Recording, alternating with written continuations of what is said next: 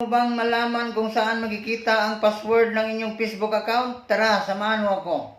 Una natin gawin, yan, itap natin yan. Itap din natin itong Google.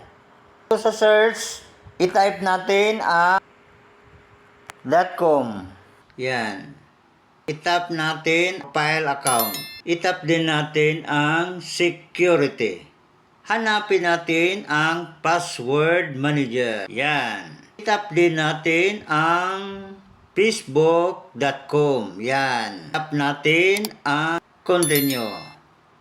At pagkatapos na tap natin ang continue, makikita natin use your screen lock. So itap natin yung use pin. Tapos ito nang lalabas. Pag na-tap natin itong parang mata, makikita dito ang ating password. Ganun lang kadali kung paano natin makita ang ating password.